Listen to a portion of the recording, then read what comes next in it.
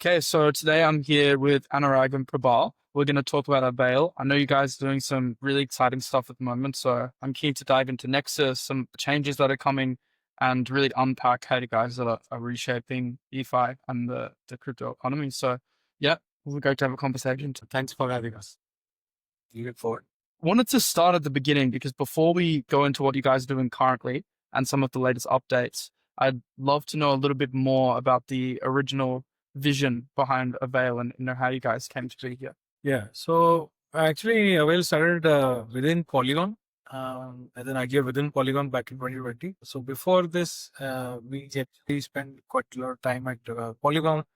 I actually founded Polygon back in 2017, built a lot of the POS stack, bridging, acquired GK team and such. In 2020 is when we started Avail within Polygon. Yeah. So I joined Polygon just after their mainnet launch and had a lot of traction at that point in time. And it created it to be a giant of a chain which led adoption across blockchains. And while going through the Polygon journey, we realized that, what are the scaling needs that users would want in the future. And for that, we were thinking of what are the critical components that we need to solve in order to make blockchain technology ready for mass adoption. And data availability and cross-chain interactions were two of the biggest challenges back in the time, and it is still quite relevant today. And that is what led us to the path of solving them. Last year we launched Avail DA on mainnet. It has been a very strong adoption curve since then on the DA front, and early this year we decided that now it's time for us to take and solve for unified experiences. We do not like the way that the blockchain ecosystem has been fragmented. So blockchains currently are very, very fragmented because there is a plethora of chains of different types and kinds which have come up lately. And what that means is for the user, they have to first understand what chain they're on. Applications are not at the forefront. Chains and backend infrastructures take the center stage, which is not how adoption can grow, right? So we want apps to be at the forefront of what we are doing. The users will have a direct relationship with the applications, and chains can take a more backend role and serve the applications rather than having a direct communication path with the user. So that's roughly what we are trying to achieve. Yeah. I mean, in the sense that when blockchains really started to take shape, it started with the assumption that, let's say Ethereum came first and then, others came later. So it was always the focus was chain first, right? Like, so what apps are on Ethereum, what apps are on BNB, what apps are on Polygon, what apps are on Ethereum, Solana first. Like, so everyone was, of course, pushing their chain. But if you kind of zoom out a little, it's pretty apparent that all chains have mostly similar primitives now on top. So if you think of DeFi, like trading or swaps are a primitive, money markets are a primitive, derivatives like perpetuals are a primitive, and they are on different chains, right? Like even something like Avail is on 12 different chains. It's the same thing, deployed on 12 different chains. You have POPs on each chain. You have trading on each chain, for example, and you have NFTs on each chain. I can go on. Right? Like, I mean, the thing is, blockchain started out with a chain first or chain brand first sort of a thing. Now we think because it has commoditized across a lot of number of chains, and now like chains are getting to specialize, right? Like that's what we kind of envisioned with Avail DA was. There's going to be a lot of app chains that are coming. So you can already see that with things like Hyperliquid or Lighter or Bullet, for example, or DYDX. Also newer chains are not just EVM chain. Essentially, they are getting more and more specialized. And even like the recent privacy change we've seen, like I'm an investor in Canton Network that's launched with like an institutional focus because obviously, there's certain benefits that come with privacy and compliance over having pure decentralized chains. So I think we're going to see more of these. Like you could even see central banks launching their own chains. You could see like Goldman Sachs or these big asset managers launching their own chains. So I think you guys dive into how you're doing it, but I think you're in a good position to, connect all of this infrastructure. So I guess that would lead me into the next question. How have you set up your architecture to facilitate, I guess, the messaging and the liquidity flow between all of these chains? Yeah. So fundamentally, like when we started out, our focus was, like ensuring data availability for these app chains, for example. And so we started with that, but we understood very at the outset that just scaling wouldn't help, right? Like you have to kind of connect all of these together. And really, like if you see right now, I mean, of course, there's a lot of speculation activity that goes on blockchain. Well, there might be hyperliquid fans or bullet fans or lighter fans, but if you kind of zoom out a bit, it's basically like the whole derivative space in general is getting more liquidity. And so imagine a future state which is not very far, where the moment you take a trade, kind of routes to wherever the activity is, right? Like whether it is a hyperliquid or Aster or lighter or bullet, doesn't matter really. Like your trade gets executed. Similarly, I mean, and you can broadly say this is like aggregator stuff, but aggregators mostly do it on a single chain, right? Like that single chain world is, I think, what we are, it is changing now. It's like basically how can you kind of arrive at an architecture that treats all chains as one, like abstracts the differences, and then lets the user kind of get the best rates, the best experience, irrespective of where their funds are. It's like decision paralysis, right? If you're looking for an exchange, you don't even know which one to pick. I mean, Exactly. I mean, try to give a concrete example just to emphasize on this point. Not going into the technical details. Today, you see that every day there is a new stablecoin, and some stablecoins are available on some chains. Some stablecoin wrappers are available on other chains. Particular stablecoins only use particular bridges. Some bridges are native. Some bridges have solver-based liquidity, etc. So even if you are a stablecoin holder and you want to just operate on stablecoins and let's say only blue chip stablecoins, then also it's a wild experience for you. You wouldn't know where to go, where to transfer your funds through. And it just doesn't matter, right? If you wanted $1,000 worth of funds to get a trade done, it doesn't matter to you that much about which asset can I use. All it matters is, can I get this trade done worth $1,000? And that is one of the things that we are focusing on right now, which we call as unified balance, where irrespective of what chain you have assets on, as soon as you connect through Avail Nexus, you get a unified view of all your funds across all the chains. And you are able to spend assets from multiple different chains into a single application. And it doesn't matter, they need to be swapped, they need to be bridged, they need to be converted from one to the other, they need to be wrapped back or something like that. That is not in the purview of the user because the user just has funds and want to spend funds. That's all they need to care about.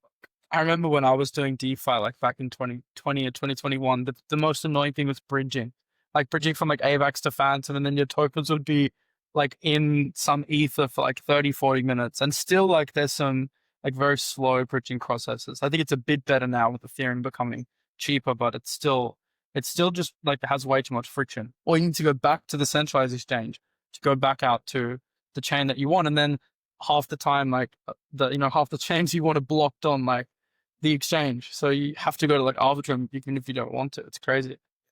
Yeah, absolutely. And this problem is only going to increase, right? Like, I mean, as you said, there's now like 50 USD stable coins, maybe more, right? Like, I mean, all institutions, especially in the US, are looking to launch USD stable coins. So it's not USD, it's USDT, USDC, it's USDE, like, and 50 others, right? Like, I mean, essentially, how can you kind of expect a normal user to understand the difference between a USD and 50 variants of, like USD stable coins and, like Euro stable coins and Japanese yen stable coins and so on, right? And then basically, I mean, what is the user's intent, right? So the user intent is just to use the app, right? Like, I mean, I don't want to be discovering different kinds of assets. And if there are exciting apps on a chain that I don't have funds on, I have to figure out how to kind of get gas tokens on that chain. You have a bridge across, for example, and so on. That shouldn't really matter, right? Like, I mean, when you're doing, like in the real world, when you're doing something like a credit card payment, for example, it doesn't matter what bank the payment terminal is from and what bank issued your card, right? Like it's all very seamless. You go with your phone, pay with Apple Pay, and you're done, right? Like I mean, there's a lot of complexity underlying, but it doesn't matter which bank issued the card or which bank issued the payment terminal. So in the same aspect, it's like it won't matter where you have funds on, where the stablecoin issuer was, where Kind of like the upper wallet of crypto yeah, in a way. I mean, yeah, you can think of it as like I always like to give this Apple Pay example. Apple Pay seems so easy for a user, but there is a lot of complexity behind the scenes in orchestrating a payment transaction. And so we basically make it easy to we build that infrastructure like to get to that so that apps can then focus on what they're good at, like distribution, for example, and so on. So people can just log directly. Is that how you see the future? Like people just log directly into your platform and then they can kind of use that as the central hub of the DeFi. I think in the immediate GTM that we have around 20 to 30 application partners who will integrate Nexus on their front ends.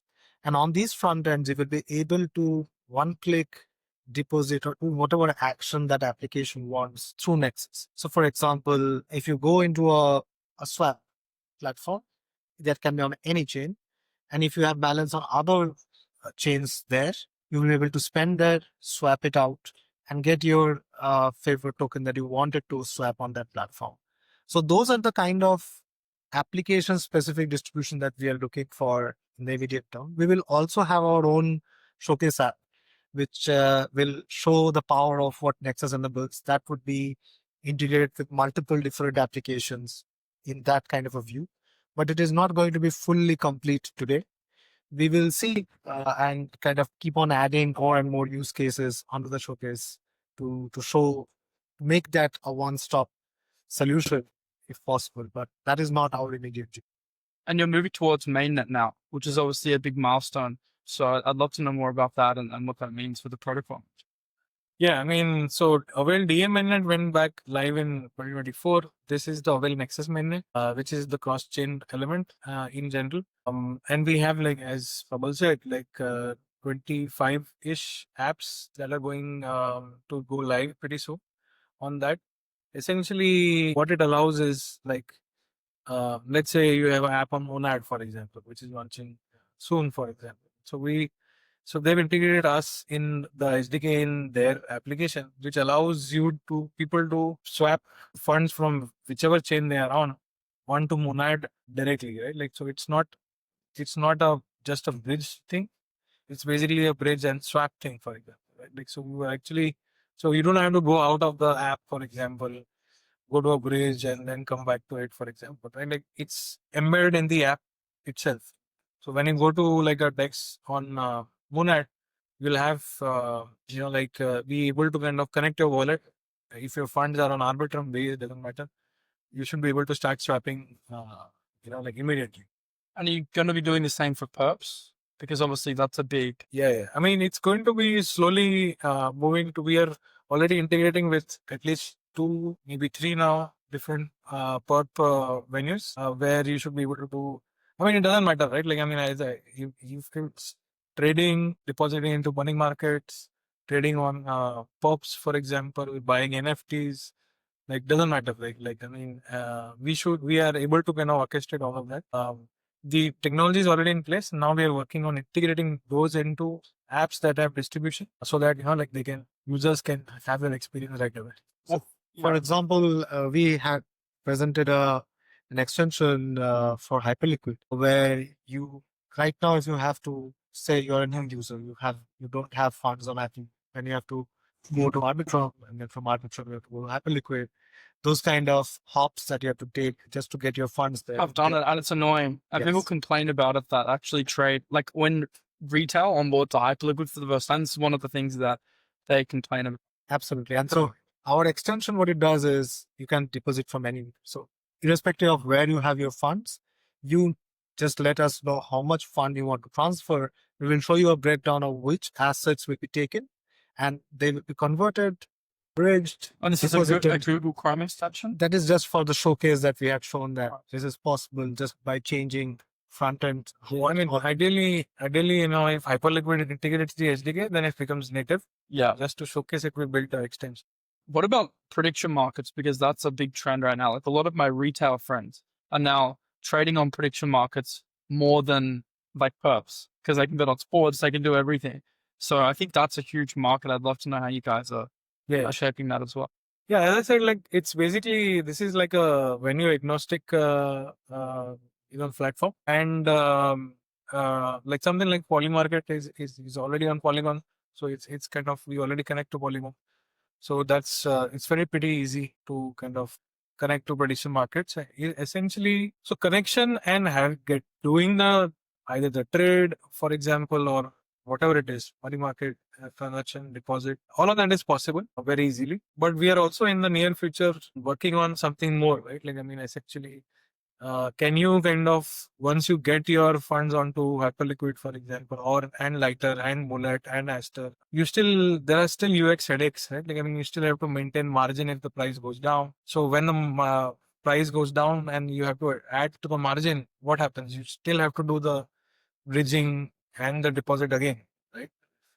So in the near future, we will also enable something like a universal account, which can adjust margins on a Hyperliquid or a Bullet, for example, seamlessly on prediction markets. Like if you can define rules like if you think that you have bought too many yes shares, can you hedge on the no part as well? That's very cool. Yeah. Yeah. So things like that, right? So right now, the first stage on the mainnet is to enable connectivity and provide a great UX. But slowly, what we'll be able to do is write business logic on top, so that like let's say for perps there is a business logic, for prediction markets there is a business logic, for money markets. So you can think of it as like right now you have to go through a yield aggregator. Like people build specialized kind of yield aggregators for doing special things for yield, for example. We put define any kind of strategies on top here, whether it is a pop strategy, whether prediction market strategy. You can combine these so that business logic will come next. Are you integrating agents into this as well? It's a big cool because that, you can prompt an agent and then it could use your back. I mean, technically any agent can use Avail. Yeah, exactly. So you don't need to build your own. We are already talking to 3 agentic platforms which are integrating Nexus. So of course that is the way to go, right? So those If everyone starts using, sorry to cut you off, but if everyone starts using agents and you're integrated with the biggest agents, then you'll make a lot of volume just organically just through having like all of the automated payments routing through. So the idea here is to essentially give all actors access to funds that they already own. It's just that the problem right now is the access to the funds. It's not that they don't have funds across multiple chains, multiple wallets, etc. So we want to scale the access to those existing money to give those funds velocity. That's what we want to enable in this world. And that is where, our immediate thing is how can existing app users benefit, then go on to build new primitives on this existing infrastructure that we are building. Yeah. I mean, now that you're asking about AI agents, to be very honest, like last week we had like a team offsite and we had a small hackathon, and literally the thing that our team built was like a AI enabled browser that could do intelligent yield generation using agents. So basically, I mean, it's already possible in January. What do you think the biggest, like long term, like the biggest upside vertical is for you? Like what market do you think that if you guys can crack will, unlock a huge opportunity for the network? Is there one specific vertical? Yeah, I think what we are laying right now is the foundations for in a sense the unification of activity and liquidity across chains. So we are kind of enabling infrastructure there. I think one big missing component here is essentially privacy. So if you kind of think of it like public DeFi is now huge, TradFi is increasingly getting interested, very serious. The Circle IPO happened earlier this year, very massive. And that is only going to accelerate with Genius Act and so on. And so a lot of enterprises are looking in, and when they come in, the number one thing that is on their minds is, how can we be compliant and how can we be private, And I was just talking to Fur a little while ago. Like if you kind of look at Avail, for example, which is the biggest money market in crypto, it's about 50 billion across 12 chains. And related to the, let's say, size of Bitcoin holdings from enterprises, right? Like let's say 50 billion is big, but it is still small compared to the relative size of, let's say, even just Bitcoin, for example. Now, you just imagine if we are able to provide a funnel to all this liquidity across chains, but provide it in a private manner, essentially. I think that is by far the biggest unlock that might be possible, because considering that lot of the important primitives are already established in crypto, right? Like, I mean, you have swaps category already mature, you have money markets already mature, you have derivatives or pops already mature. So it's very hard to kind of, so unifying all of this is already like a big unlock. Like, how can user just move away from the liquidity of only one venue, like a hyperliquid, right? Like, can they transact across these venues? So even that is a big unlock, but I would say the 10x unlock is, can we do this with privacy on top, right? Like, I mean, and like allow regular users, like normal mainstream users, to access this in a way they're comfortable with. I think just to say the same things in a different manner, I think it's just consumer grade finance, right? All the financial rails are coming on chain. That's for a fact. It's no more debatable. I think we are already seeing all the traction there. It's just not average consumer grade till now. It is still very degen, as we would like to call it, right? It has to go to consumer grade, and for that there are certain, given that uh, general finance has always adopted, privacy being one, compliance being one. There are some more about the ability for revokes, the ability for schedule payments. Like, you can call this small stuff which are already coming up. Like, it might seem like a very small feature, but having the ability to have scheduled your spends is such a massive unlock in crypto world, and 7702 and such constructions are already allowing to do that. For example, you talked about agents, the ability for agents to communicate and have spending limits and such. They're massive, right? So as we keep on building more primitives, which are almost a given in general banking and finance, and I think NBFCs as well, as we keep on building those primitives, that is going to give the next unlock, because it is all going to come on chain. Whether on-chain abilities improve up to conventional standards or not, that's what we have to actually build for. Yeah, I mean, your bank balance and bank statement is never public. So Unless you're in crypto. I would say the crypto. Yeah, so that's why I said, right? Like, I mean, in the current audience for crypto, right? Like, I mean, which is also big, but they are okay with like having their finances public. But if you want to go to population scale systems, and which crypto is certainly moving towards, like having something like a private bank statement, like a bank statement that other people cannot look into, is like table stakes, to be honest.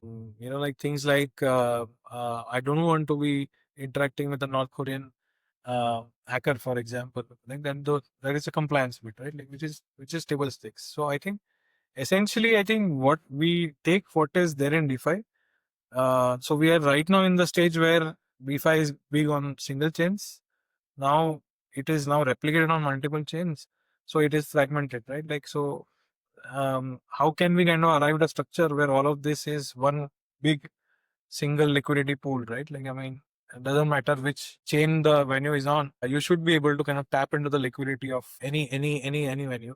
So that is unlock number one. And the second unlock is, like basically how can we do this in a more privacy preserving manner and compliant manner, right? Like, and so then it makes it easy for fintechs and banks and everywhere in the world to access this at population scale. I think the real unlock is, like uprooting how traditional finance is done, and like bringing in blockchain rails as the future of finance, right? Like, and that is really the holy grail. I'm interested to speak a bit more about the token side of things, because obviously you have the Avail token. If the network grows significantly, there is value that can accrue to the token. So I'd like your perspective on how you see that. I think basically crypto is a place where, like public sentiment is, like can be very hard for from a token perspective, right? Like, I mean, you're expecting results on day one. And people correlate the success of the protocol layer to the token price, which is not the case. In fact, there are some periods where the token's down, but you've actually built a lot, and then there's catch up plays where it oscillates the other way. Yeah. So it's tricky. Yeah, I mean, we are kind of, to be very honest, a little bit used to this. Like when I remember we launched Polygon back in 2017, Yeah. and we put it on mainnet in 2020. Our token launched in at 25 million valuation at the time. I remember we raised around 5 million at the Binance IEO, and the token was doing, I mean, pretty well from where it began with, but it was like had like a like a certain valuation, low certain valuation for a long time.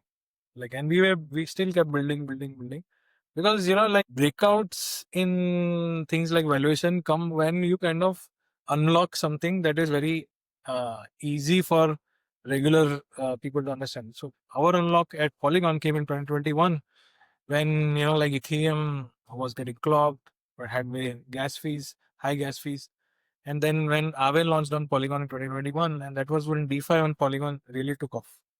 And so that time, essentially, the unlock was that you could do DeFi with, like fast blocks, cheap fees, for example. Anyone could do it. Like I know a lot of people who wouldn't transact on Ethereum just because of the high gas fees.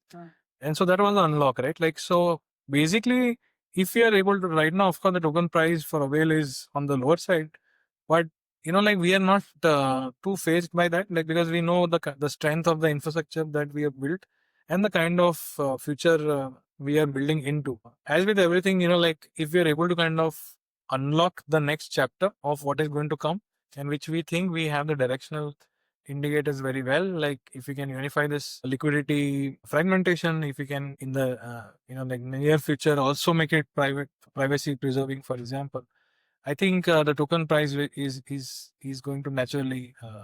And not only that, I think whatever we are building, we keep the token at the center of it, right? In the sense that overall the user experience and the overall user promises that we have been building around Nexus, around DA, and other offerings that we have, they have always been, center stage kept around the Avail token. So if you are an Avail token holder, you would get, first class experience across all these product lines.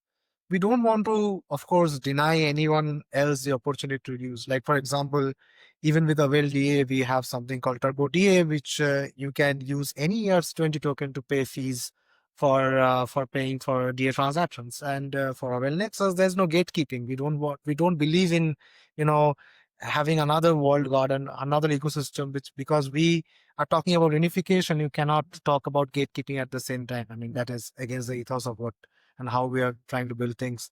But at the same time, if you are a Avail token holder, you will always get preferential rates. You will always get a much stronger experience across all our product lines. And I think people will see the kind of ease that they will have while using any of the Avail offerings across the ecosystem, irrespective of what operations they are doing inside crypto or beyond.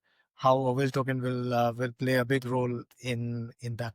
What's your revenue model when protocols are using the network? How do you earn fees? So right now in Nexus, there are multiple different fee categories that are there, as with many other interoperability protocols and beyond. We call ourselves a meta interoperability style protocol. I think apart from, the regular venue fees, which are like, for example, if I'm abstracting gas prices, then I have to take that gas price from the user. So that sounds like a fee, but I'm abstracting gas prices. So that can be one kind of a fee. The other can be around, let's say, we are using a solver. A solver takes a fee.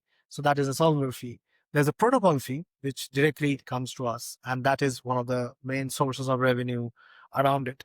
We are building some of the other critical pieces of infrastructure in order to hedge against gas prices and such, so as to give much better prices, even in times where the prices are very high and things like that. but those are still in the works. We run a lot of experimentation, a lot of simulation internally to kind of keep on reiterating on how we can provide not only maximum value to the users but also maximum value back as revenue to our token holders as well. Yeah. I mean, I think so. We have this framework within Avail that so essentially there is so with Avail DA we have data submission fees. With the first iteration of Nexus we have what we internally categorize as a routing fee. Essentially wherever the liquidity is, if we help the user access that, then we charge a routing fee. And then slowly we are on the things that we will add in the near future in the category of spread fee and convenience, like spread and convenience. Like if we help a user get a better trade, for example, on this venue compared to this venue, for example, then we get a fee from the spread in general. And then there's a convenience category as well. Like if we make it easy for the user to transact across 10 chains with no gas tokens, for example, then we charge a convenience fee. So essentially, there is a bunch of things there. I mean, of course, in an absolute terms, they are very small in general, and the user doesn't feel a pinch because of the added convenience. But all of these add up pretty quickly. But it's a volume game in the sense that, like, you want to be integrated into all of these applications as crypto scales. So you don't need to take a lot of it. You prioritize the user experience and utilize the economy of scale to bring in revenue. Exactly. So our growth strategy at the moment is essentially to work with protocols that already have distribution and liquidity profiling and grow with them rather than trying to bootstrap from scratch. Nice. Well, is there anything else you guys want to talk about? Any topics you haven't touched on? No, I think overall, very much looking forward for users to be able to see what we call as the Nexus effect. They would be, we want them to forget about where their funds are, where this application is built on, whether I'm using a new chain or an old chain. Is the chain just launched today and I'm using this application for the first time or for the nth time? All of these are things of the past. Just like even if you are using a new website, you can use the same old card and same old Apple Pay and such and transact with the same amount of confidence if you are, of course, convinced on the website. Right? If you know that the website is legit, then I am okay to pay for the services and such. And the payment is not that of an issue. You don't think that how will I pay the website? That is not something that it has come to think today. It was there 20 years back that you had to think about, am I being able to even pay a corporation in the US sitting in UAE, right? That was a problem of the past. And today, after, being able to, like, one of the biggest unlocks that world economy has seen is breaking the barriers. The ability for anyone to be able to spend in almost any currency, not having to think about my bank having a relationship with the other bank. That has, shown that unlock that global economy has seen in the last 10 to 20 years. I think that is the unlock that we want to bring to crypto and beyond, where we are right now seeing the traditional economies and the crypto economic barriers breaking with stable coins, with on ramp, off ramps being very, very easy and so on. And then we want to also aggregate and show a unified vision of what the crypto economy can bring. So that's what I am very excited about. And hopefully with the mainnet, users will be able to see for themselves what this new experience looks like. And I'm pretty sure that once they see it, it will be hard to unsee. Yeah. No, I mean, essentially more of the same. I think the next two big unlocks in the industry itself and for Avail in general, can we kind of orchestrate this unification of liquidity across chains, right? Like essentially, basically unify the economy, and then a little bit further unlock is like can we make it ready for a population scale audience like consumer finance or mainstream finance. I think those are things we are very excited about. And if you could speak to the users now, the viewers, is there anything that you would recommend they do? Go and try the app or anything like that? Yeah, so we have a Nexus demo app. Again, we have been throwing it on our Twitter. Follow us on Twitter. Check out our Nexus demo app. See the experience for yourself. It is already on beta right now, available for you to try. See what experience it gives you. If you have feedback, let us know. And very soon it is coming to our app which you use regularly. Well, thank you very much for the conversation. It was great. Thanks a lot. See you later. Yeah.